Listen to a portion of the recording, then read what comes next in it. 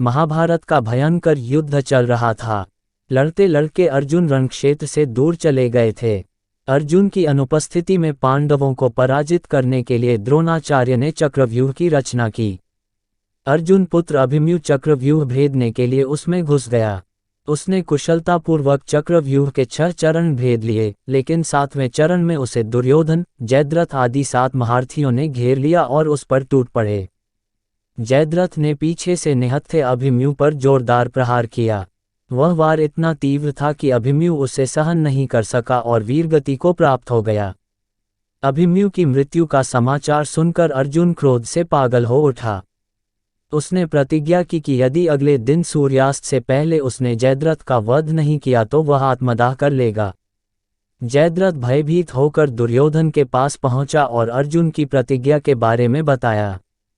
दुर्योधन उसका भय दूर करते हुए बोला, चिंता मत करो मित्र, मैं और सारी कौरव सेना तुम्हारी रक्षा करेंगे।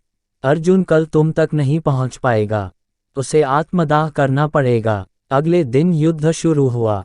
अर्जुन की आंखें जयद्रथ को ढूंढ रही थीं, किंतु वह कहीं नहीं मिला। दिन बीतने लगा। धीरे धीरे अर्जुन की निराशा बढ़ती गई।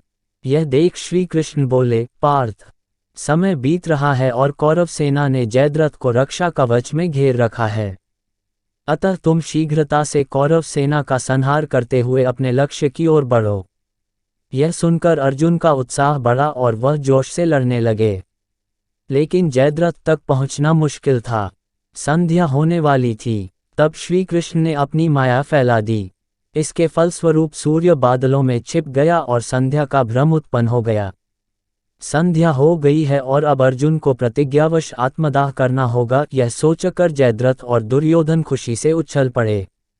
अर्जुन को आत्मदाह करते देखने के लिए जयद्रथ कौरव सेना के आगे आकर अट्टहास करने लगा। जयद्रथ को देखकर श्री कृष्ण बोले, पार्थ, तुम्हारा शत्रु तुम्हारे सामने खड़ा है। उठाओ अपना गांडीव और वध कर दो इसका। वह देखो अभी सूर्यास्त नहीं हुआ है। यह कहकर उन्होंने अपनी माया समेट ली। देखते ही देखते सूर्य बादलों से निकल आया। सबकी दृष्टि आसमान की ओर उठ गई। सूर्य अभी भी चमक रहा था। यह देख जयद्रथ और दुर्योधन के पैरों तले जमीन खिसक गई। जयद्रथ भागने को हुआ, लेकिन तब तक अर्जुन ने अपना गांडीव उठा लिया था। तभी श्री कृष्ण चेतावनी देते हुए बोले, हे अर्जुन, जयद्रथ के पिता ने इसे वरदान दिया था कि जो इसका मस्तक जमीन पर गिराएगा उसका मस्तक भी 100 टुकड़ों में विभक्त हो जाएगा। इसलिए यदि इसका सिर जमीन पर गिरा तो तुम्हारे सिर के भी 100 टुकड़े हो जाएंगे। हे पार्थ, उत्तर दिशा में यहाँ से 100 योजन की दूरी पर जयद्रथ का पिता तप कर रहा है। तुम इसका मस्तक ऐसे काटो कि वह इसके पिता की गोद में जाकर गिरे। अर्जुन ने श्री कृष्ण की चेतावनी ध्यान से सुनी और अपनी लक्ष्य की ओर ध्यान कर बाण छोड़ दिया। उस बाण ने जयद्रथ का सिर धड़ से अलग कर दिया और उसे लेकर सीधा जयद्रथ के पिता की गोद में जाकर गिरा। जयद्रथ का पिता चौंक कर उठा तो उसकी गोद में से सिर जमीन पर गिर गया।